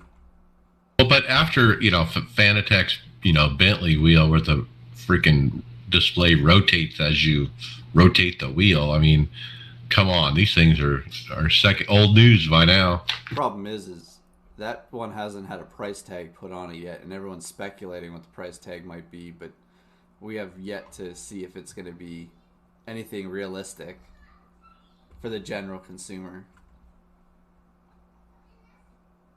When you got to start throwing gyro stuff in that like it has in that, it starts jacking the price up in that one. This one is basically the same type of rim on the market. Basically, Fanatec's gone a little bit above what it is, and these are like what we've been accustomed to the last little while, right? Yeah, so this is simsolutionsdesigns.com. They have a bunch of different wheels on their shop. This is their newest one, apparently. But do we know where this company's out of? I haven't figured that out yet. It's showing. It looks like it's showing in American dollars, but I could be wrong on that. Oh, here it is. Located in Easton, Pennsylvania. Oh, that's not too bad. That's near Brian. At least we got where Brian is near this time. Yeah, so I see wheels. They also sell Next Level Racing, Track Racer, wheels, pedals, racing seats, monitors. They have a category here for everything. Let's keep moving. The next one is Carve and Go's pedals. After 3 years and 1,000 hours of development, Carve and Go's is ready to offer their new load cell pedal system. And so they put up pictures on Instagram of these load cell pedals. I like the looks of them. A real soft, shiny metal. Remind me of Heiskenveld, the look of those. But on a black plate, mounting plate with a kind of a vinyl heel pad on there. I like the idea of the heel pad. You know, have a little bit of cushioning there instead of just bare metal. I think that's a neat look. Yeah, I like that pad too. Matter of fact, I have the V3 inverted pedals, and I put a cushion, like one of those rubber mats, like you would get for like a weight room or something like that, and just cut a little section of it for my heel, because it would be sore sitting on that aluminum all the time. And it's good to see another company has thought about something like that for guys who don't race in shoes like I do. I race in socks, and it's not comfortable after a long time. Especially road racing. If you go down, there's another Instagram video where they show an unboxing and how it's assembled and everything is connected. Always good to see new products coming out from different companies, new companies. This is new as far as I know. The website is Caravan Goes. I went some digging to find the price tag on these things. These are load cell. Now, don't normally see a load cell on an accelerator and the clutch, to my knowledge. So I found that kind of different, but these things are like $1,200. Whoa, I didn't see that. Yeah, you got to dig a little deeper to find that out. But yeah, they're pretty expensive for load cell. They have a good look to them. I'll give them that. I don't know if they're worth that much. Well, yes, they have a good look, and they are made for the quality of material that is used is quite high. So that's where the price is coming from. But still, yeah, it's $1,200 for a load cell. Now this next one, Lusso Motors. When I first saw this, I'm like, I haven't seen this before. This is a new design. And you think we've seen every design there could be, but not this one, Tony. Yeah.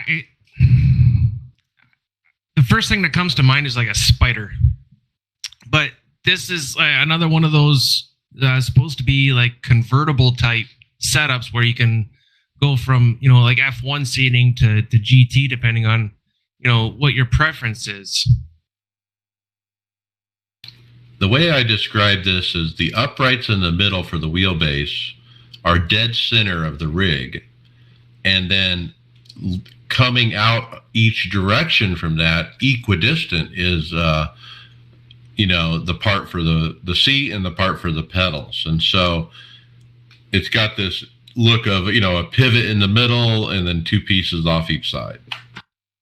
Yeah, now these pieces are put together by these are some huge, beefy gusset plates. That thing's not gonna move. The seat bracket that they put on this thing is kind of unique, and the picture that we're looking at looks like it's the F1 setup, and I just like how that seat kind of,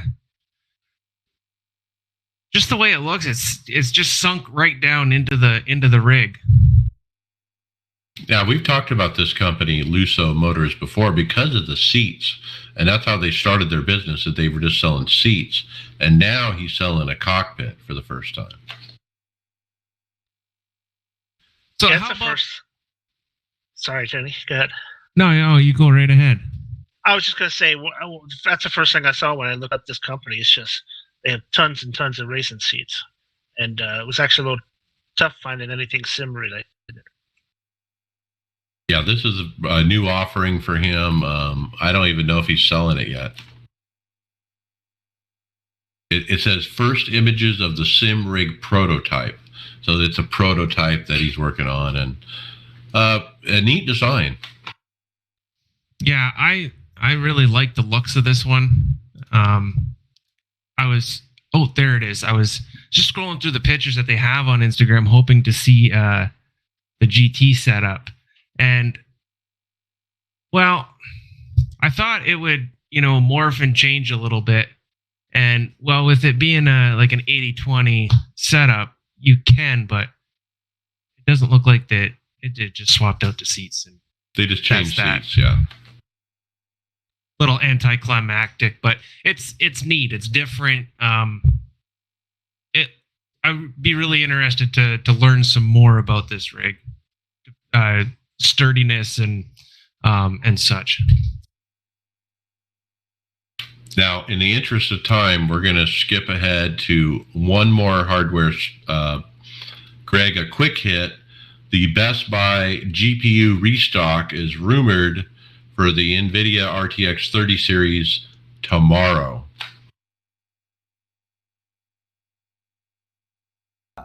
This is what, the second time we've gotten this one type of thing where they're going to be restocking most of the Best Buys in the States, or state-wise, I guess.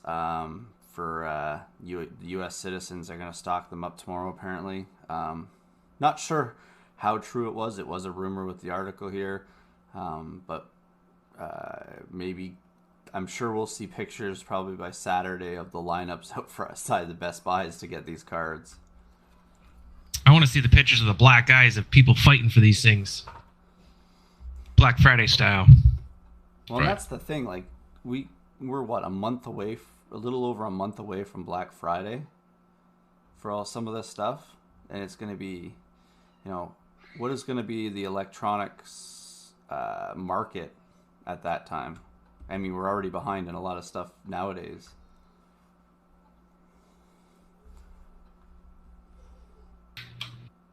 All right, let's keep moving. We're going to go over results. The NASCAR iRacing Series finish up Vegas Friday Open. I got a P10. I was minorly involved in an early wreck, but very little damage. I had another deal where out of 4, I came up into a guy. Actually, man, I feel bad about that. I didn't mean to do that. And then green flag stops. Caution came 13 later, and so I ended up cycling to the lead. I couldn't hold it, though, and I fell back. Another green flag run later, I made it back to the top 10. Hey, I'll take it after a horrible, horrible week in Vegas. Yeah, I'll take that P10. David Hall, wrecked. A car starts blinking and then turned up and just puts me in the wall. That's 5 bad NIS outings in a row now. And then, Greg, you got killed. Yeah, I got in a wreck. There was a wreck just coming off the corner, and I had nowhere to go. It was just awful. Just, they all cleared up into it, and it's just, you can't really do anything at that point. So it's, it is what it is. It's part of racing. All right, Sunday Open, Tony Rochette, P8. Back from a nice vacation in the wilderness, ran wrong steering ratio and absolutely sucked in turning. Also for giggles, ran HDR and VR, and that sun over the front stretch almost wrecked a couple of times. David Hall, P20. Only caution was lap 1. Late in the first run, I got myself loose and had to go through the grass to prevent a major accident that caused me to lose the draft, and then long run speed just didn't seem to be there from this time. At least the wrecked out streak is over. P20. Tom Dreiling is back with us, racing. P6. Still getting into the swing of things. 1 caution after green flag stops. I'll take a top 10. That was after he's back because he finally got his wheel fixed, right? He just got it back from Fanatec. Yeah, something like that. He had a repair, and or he's waiting for a wheel, and he got a wheel that works. Something like that. He also is waiting for the new DD, right? From Fanatec. All right, Sunday fixed. Tyler and I ran. I wrecked out. I didn't put any information. I don't even remember what happened. It was early. Tyler, he said, P, idiot. Apparently the engine blows up if you go from third to second. DNF as I grenaded myself while getting the wave around under caution. On to Dega. So, not only did he blow the engine, but he did it under caution. I talked to Tyler earlier today, and he's still mad about that. It's funny. I'm just happy that I'm not the only one who has done that on this team. Yeah, I asked him if it was a hardware issue, if something went wrong. He said, no, I just went the wrong way. It's like, okay. That's how I did it. I went the wrong way just for a second. That's all it takes. Okay, here we go. Talladega wins the Open. P7 for David Hall. Recovered after an unlucky restart where another guy that started at the front seemed to want to drop back. Caught me out 3 wide. I just had to fall to the back. But even with no nose damage on the green flag stop, I managed to climb back up to 7th with a small pack that worked well together. Okay, I'm going to throw it to you, Kyle. You tell us about your race. P1. Congratulations. Thank you. I appreciate that. All right. So I did it. I got my very first NIS win last night. You want to talk about excited? I felt like I was actually at Talladega, winning Talladega. So started out here in 12th. Didn't have a very good qualifying, but as everybody knows, Talladega, Daytona, it's a crapshoot. So you can start in the back and work your way to the front pretty easily. And just slowly work my way through the field. Ran top 10 all night. And once we started getting down to the end, I decided to push a little harder. Final restart was with 2 to go. It wasn't an actual green-white checker. So we still had 3 more attempts if it failed. Thank goodness it didn't. And I was sitting third and knew I had to get the jump on second. Did that and just hung on the back bumper of first until 1 to go. Coming out of turn 2, I backed off for a second and caught a big draft and had third on my bumper and got pushed into 3 with the lead and had to defend out of 4 and won the race by 0.018 of a second. My first ever NIS win. Feels like I won the real race. I didn't realize it was your first NIS win. I thought you had won before in the series, but I was kind of surprised by that. But man, a long time coming though. Oh, I tell you what.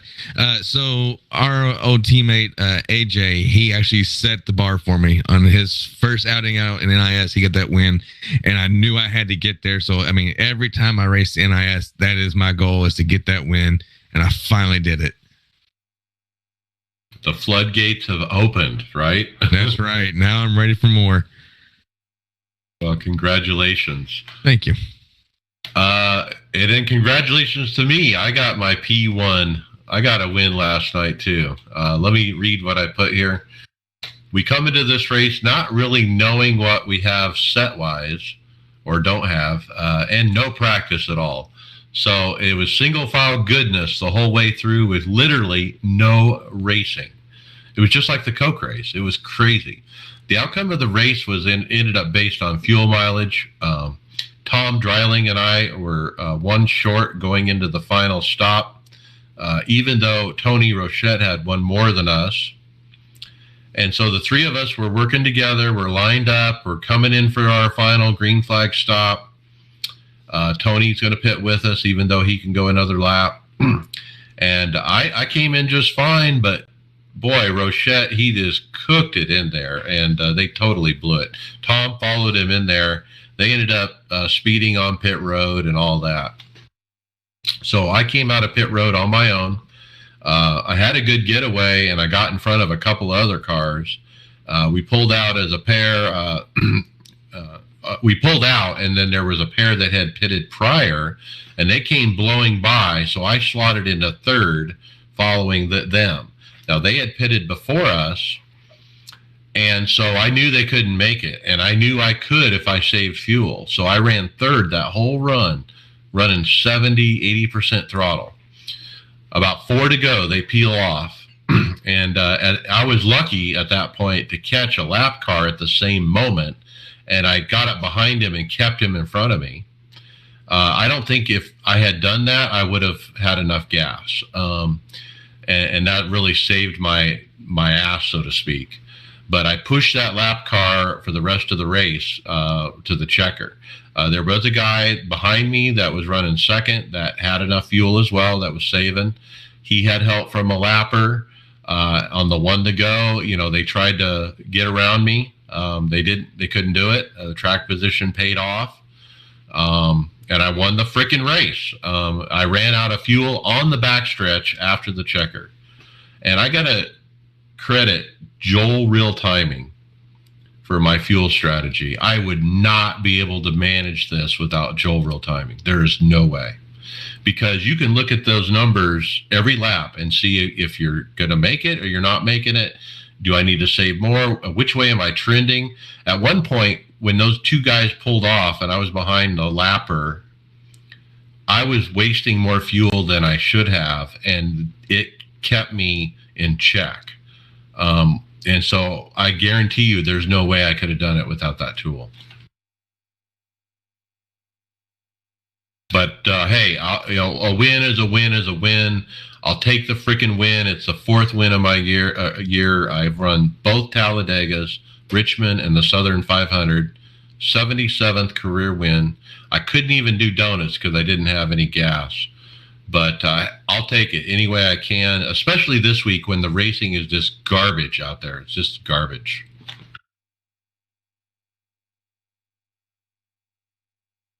Okay, Greg, how about your race?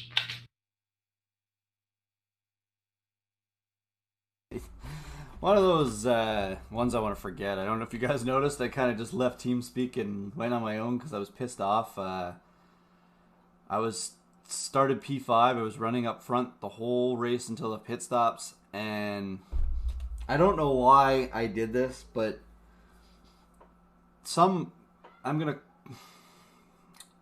say moron just because I want to, because it's dictated instead of running the fuel completely out in the run, they decided to. We had an 8 or 9 car breakaway, and the 4th or 5th guy in the thing wanted his strategy to be played through, so he was able to convince everybody in the line to do his strategy, and I kind of had to go with it, which I didn't want to, because if I would have just I would have been out by myself and was up like 2 or 3 seconds, and then I would have been into the other pack. But we all came down pit road together, and this guy blows pit road then, almost runs me over, which I was watching in my mirror, and I was trying to avoid not getting hit, and I ended up speeding down pit road, and this guy, he went through the grass and everything, and it was kind of just a whole crap show. And then we got back up racing again because you get a 40-second pit stop. I was able to get my lap back with a caution, and as soon as we got going, I was trying to find my way through no one wanted to work together or go anything, and then as soon as I start moving out, that's when somebody up in the front pushes and hooks the guy into the wall, and right where I ended up going, and that's how my race ended. And Mike, you'll like this one, because which pissed me off even worse is the car that I came down into with no control was your favorite enemy in racing right now, who likes to make comments about us. Happened to be the guy that I had no control of hitting, but obviously was the guy I got. Whoops. So Rick Ware. It is what it is. Rick Ware Racing, right? Carlo. Tifosi, the Rick Ware of iRacing. Tifosi Racing. Okay, Tony Rochette, P14. I rochetted pit road. Tom Dreiling followed me. Don't follow me. I wasn't watching my speed entering, and I braked too late. And I don't know where Tom finished, but yeah, he had a bad finish because of that incident. Thursday Open, Tony Rochette, P7. Missed a few good wrecks, but got a little right front damage that hindered me a bit on the long last run. All right, let's move on to official. Chris Scales, P1 in A Open. Got a win racing a late night, early morning practice race Sunday night for Monday's race. I was a 3-car in a single split race. Normally there's a Rachel Hunt or some other alien in there to ruin my day, but I caught them sleeping and snuck one in. Well done, Chris. Let's switch to league and hosted. Fast Track Sim Racing League. David, P4. He said 4th place speed. Greg?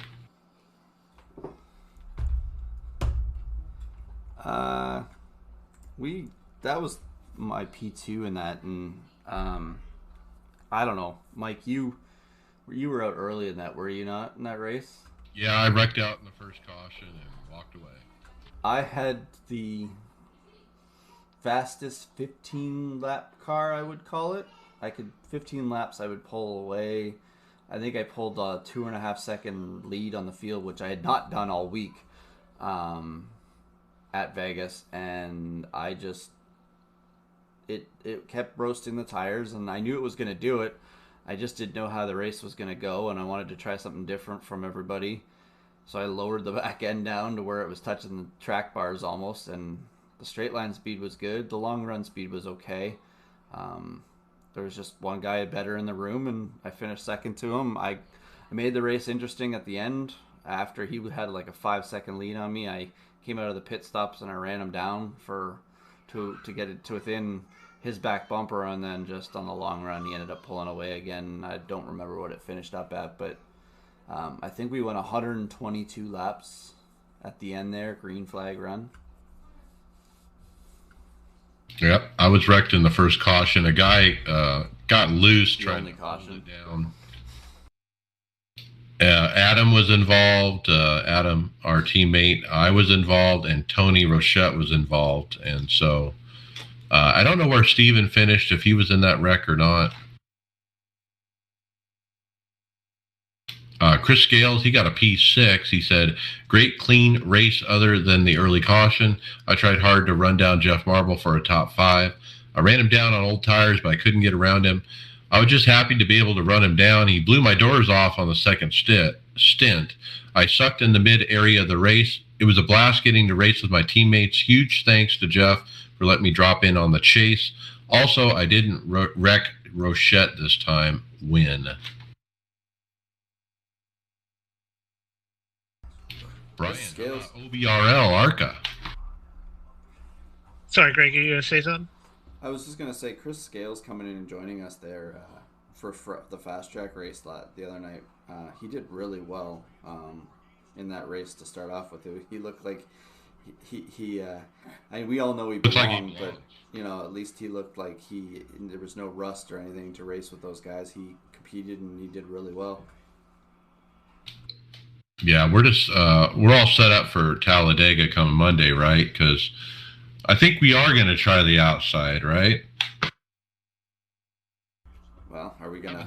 I gotta get a good finish so that the Roval either doesn't mean anything to me or whatever. I can just go on and do what I want at the Roval, but to move on to the next round. But I've put myself with a P2 after the first race in good position to move on to the final, the Fast 8 is whatever they call it. Well, we have enough teammates in the race. I hope we can make something happen. So we'll see. All right, OBRL ARCA.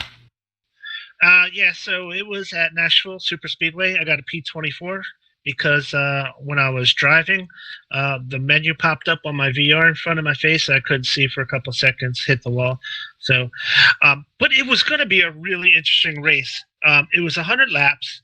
I did a fuel run before the race started in practice, and I got like 50 laps on the nose, and my right front tire was at 0. So I decided to do a 2-stop, 33 lap pit run. The whole race stayed green the whole way, and I had that issue. Some of the guys made it a 1-stop, and I got to give kudos to Steve Thompson and Dwayne MacArthur.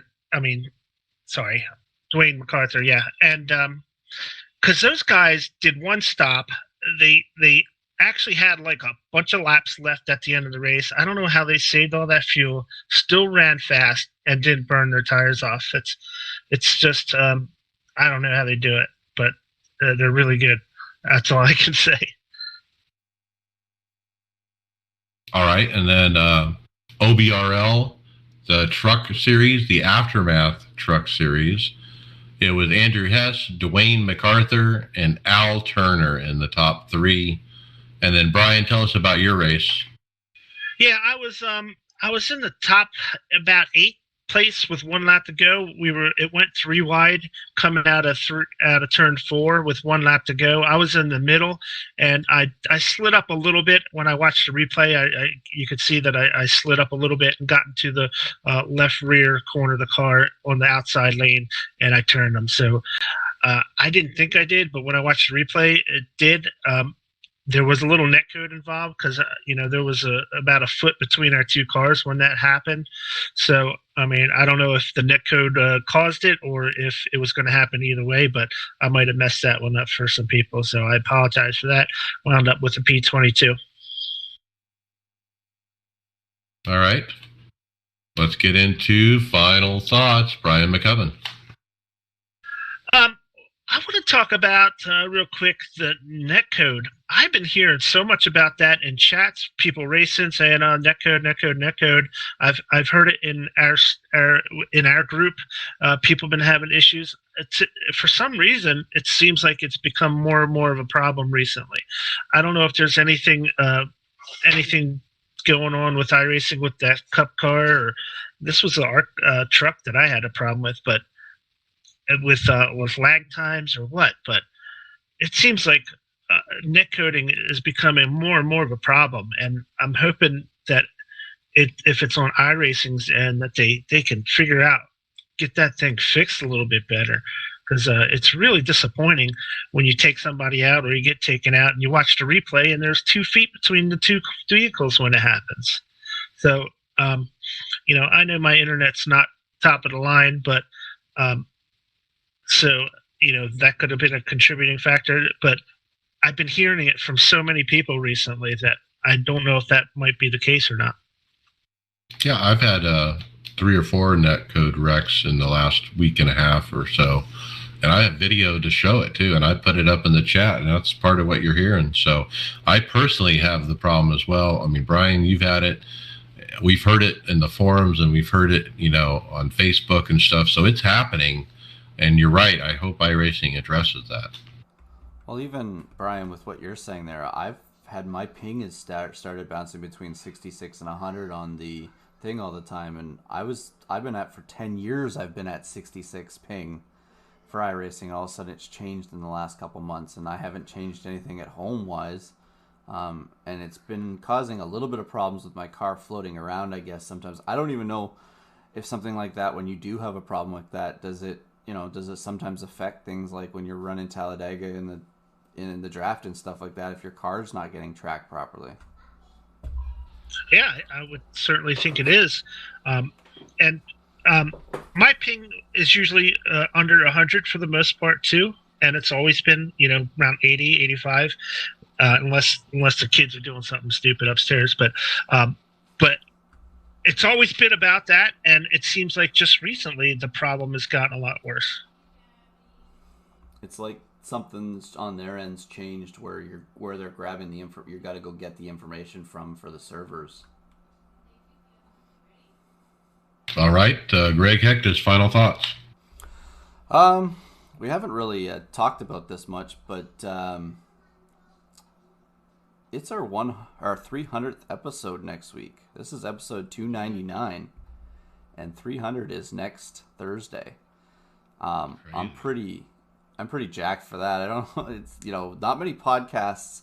I don't know if you were going to talk about this, Mike, but not many podcasts last 300 episodes that talk about certain topics or hobbies like this. Usually it's either a sports one that just runs guests all the time and things like that, but we're an information podcast, and it's,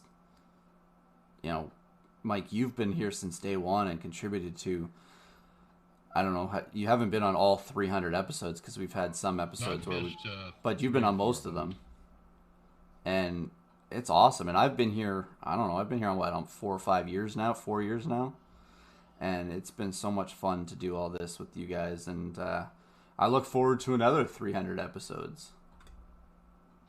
Yeah, Greg, I haven't been here as long as you guys have. But I've been a long time listener to podcasts of different varieties. And one podcaster who became pretty big talked about some of the success that he's had, and people ask him how are you successful in a podcast. And his main point, number one point, he says, deliver your product on time every week or whatever your schedule is. Don't miss it, because when people start seeing podcasts one didn't come out this week on schedule, then they start phasing out.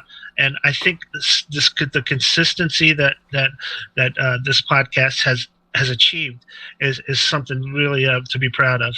Well, you're totally right with that whole thing about I look at I download podcasts every night before I go to bed to listen for my next day when I drive a truck for a living. So I've always, podcasts make me get through my day.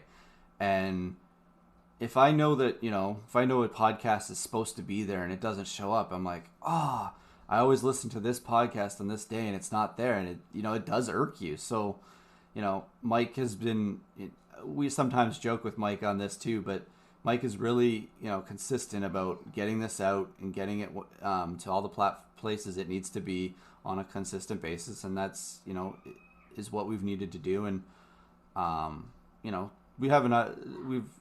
we've had some really good episodes, and I just hope we keep doing it more.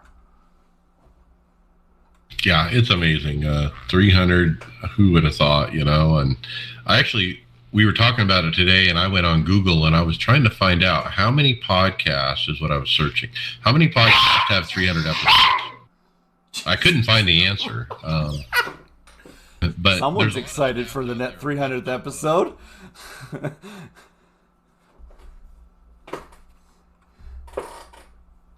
Yeah, and one of the cool things is that we have a group of people who put this together. Mike's the main guy, and he's the podfather of the show, and he works super hard, puts in a lot of time, a lot of effort in the show. But if he can't make it one week, we have guys like David to fill in as a host. Greg's always great filling in if we have issues. So we have a lot of resources here, and we use it to be consistent and put out a best product as we can. Yeah, it's a group effort. I don't want to take credit for everything, even though I do a lot of it, but it is a group effort. There's no way I could have gotten to 300 without everybody who's been involved, every host who's been on the show, every guest. There's no way I could do this content without the other people. For me, it's easy. I mean, I spend a few minutes each day gathering content. We spend a couple hours talking in a room that we probably would have talked anyway. It's not work to me. It's easy, and it opens so many opportunities for us as a team. And so there's so many benefits of the podcast just personally within the iRacing community and those kind of things. So really happy to make it to 300, and we'll have another show next week, and we'll just keep going.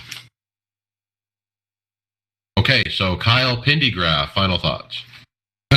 Actually, I've got two of them real quick. The first one is Loud Pedal Gaming is no longer in existence. It's actually been turned over to Loud Pedal TV now. Situation happened on Facebook that forced me to basically shut down my other stream and start a new one. But the actually big one here that I want to talk about is the iRacing iRock Challenge Series. Tonight, coming up here in 30 minutes, is our final race of Season 3. So we're looking to crown to be Aaron Smith with the championship after this race. Season 4 is in the works. We are about 3 to 4 weeks out from it, and it's going to be bigger and better than ever. And I'd like to also announce we actually have Bobby Hamilton Jr., an ex-NASCAR driver, who's going to take place in the league for Season 4. So if you're interested in the league, we've got a few open spots. Reach out to me, and I'll get you set up. All right, and congratulations on the win. We got you on this team because we like winners, and you just proved it, buddy. Thank you. I appreciate it, and good win to you as well. Yeah, and so my final thoughts, I haven't won. You're next, Greg. But Talladega. Roval's next week. You guys expect me to win on a restrictor plate almost, and so the pressure is on coming into Talladega, but Normally, I'm kind of on cloud nine on a Daytona week, confident, cocky, but not this week because I knew what the racing would be like. I knew it was going to be single file garbage where nobody will pull out to pass, even if you could, because nobody will. And it's just horrible, horrible racing. And I can't stress that enough that NASCAR, iRacing, please fix this. Please. I know it's not all iRacing. I know it's NASCAR's package too, but something's not right here. I mean, they got to fix Talladega. We used to have so much fun racing there in big packs. I want that back.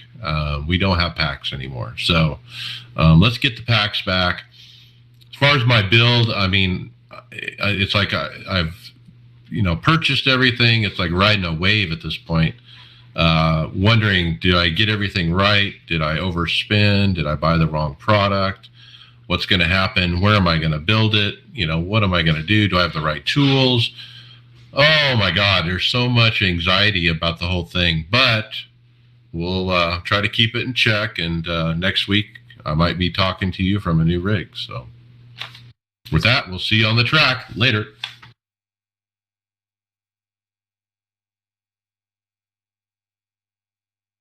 Okay, clear. Title ideas.